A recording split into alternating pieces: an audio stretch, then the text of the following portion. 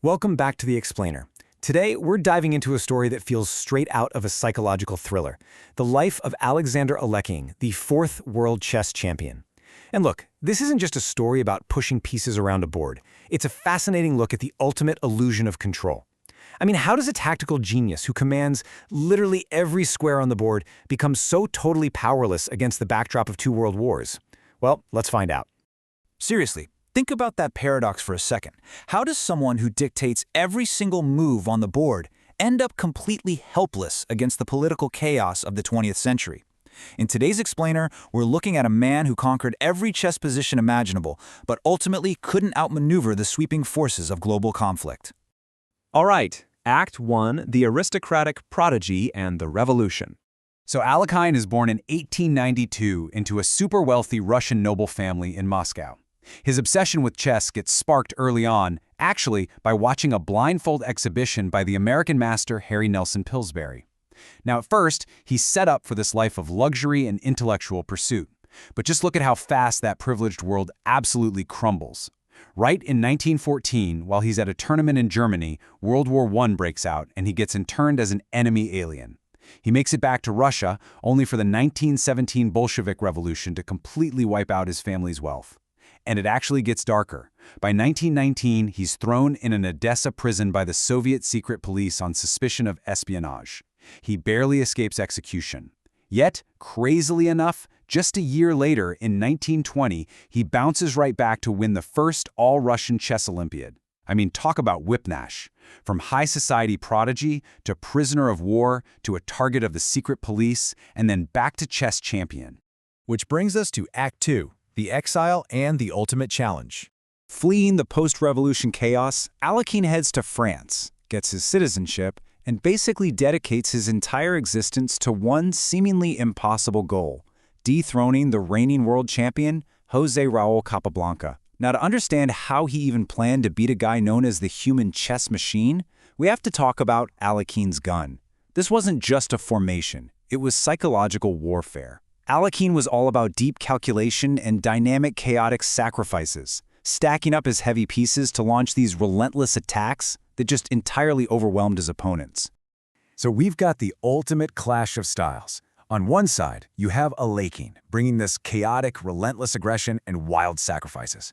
And on the other, Capablanca, flawless, almost robotic positional play. Capablanca was considered virtually unbeatable. In fact, he had never lost a single game to Alekhine before 1927, so Alekhine had to spend years just obsessively studying Capablanca's tiny, subtle mistakes, and at the same time, scrambling to raise financial backing in Argentina just to force the match. Oh, and a quick, quirky side note before the big showdown, Alekhine actually had a pretty unique secret weapon. He traveled everywhere with his Siamese cat, a cat literally named Chess. During his games, Chess the cat would often just sit right there on his lap for good luck.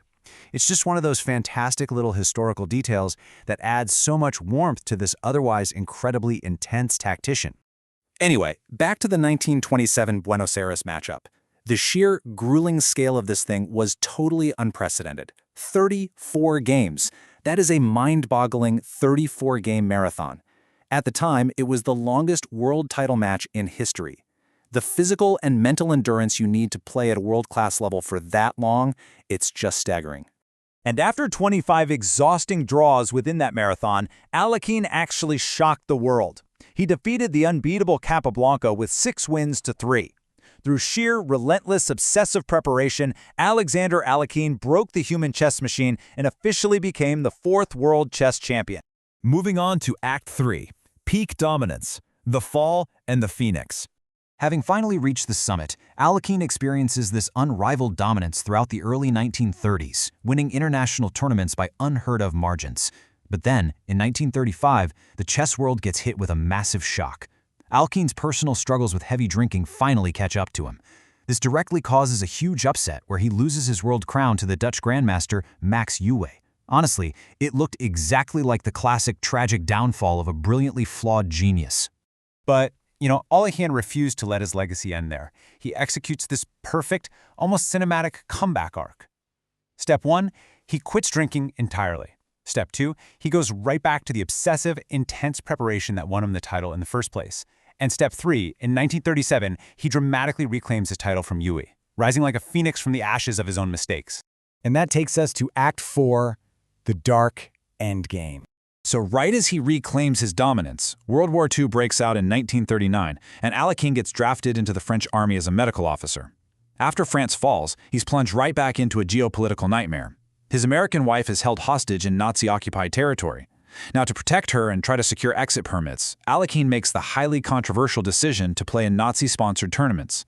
On top of that, anti-Semitic chess articles are published under his name, articles that he later claimed were heavily altered or outright forged by authorities.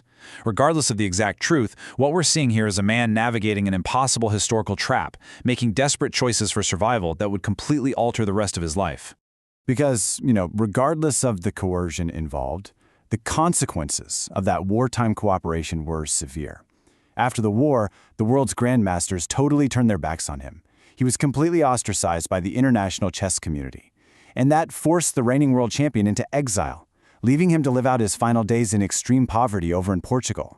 Yet amazingly, even in poverty, he was still officially the world champion. By 1946, he was actively negotiating a title defense against the Soviet master Mikhail Botvinnik. But right before the match could happen, in March 1946, he was found dead in his hotel room in Estoril under very mysterious circumstances, which cemented his place in history as the only champion to ever die while still holding the crown. Now, the official report states that he simply choked on a piece of meat in his room, but lingering conspiracy theories point to his Soviet ties, his wartime controversies, and that looming championship match suggesting a much darker plot. So we have to ask, did Alexander Alekhine really just choke on his dinner, or was the ultimate chess tactician actually assassinated? It is a haunting conclusion to a life that played out exactly like a thriller, and honestly, it's a stark reminder for all of us. You might master every single variable on your own board, but none of us can control the grander forces of history. Thanks for joining me for this explainer. I'll see you next time.